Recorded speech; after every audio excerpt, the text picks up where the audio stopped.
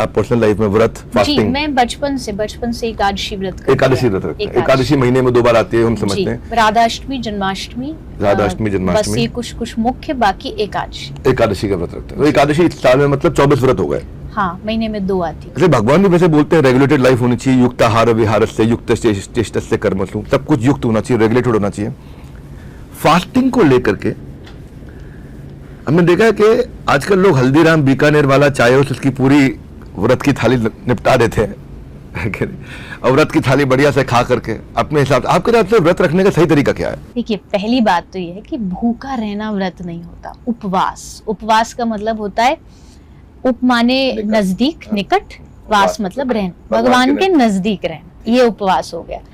अब आप भूखे रह सकते तो अच्छा है। अगर तो हल्दीराम की थाली खाने में दिक्कत नहीं है? नहीं, दिक्कत मतलब व्रत वाली थाली जो व्रत वाली थाली, लेकिन किसी को शरीर में कोई परेशानी है कि भाई हम तो कई लोग होते हैं हम तो व्रत इसलिए नहीं रख रहे क्योंकि हमको भूखे नहीं रह सकते, उसके लिए एक ऑप्शन है।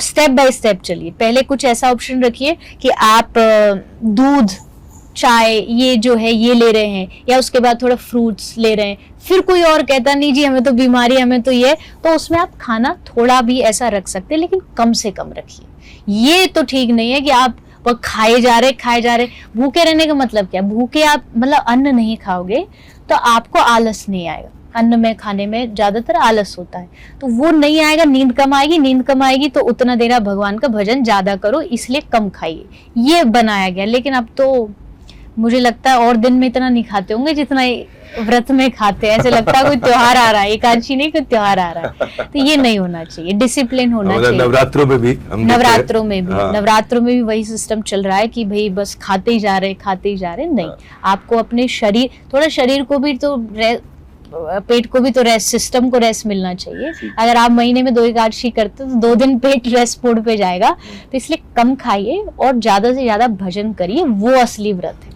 हाँ, बड़ा अच्छा बात बताया कि भाई उपवास करते, उप का मतलब निकट, वास का मतलब रहना, भगवान के नजदीक रहना।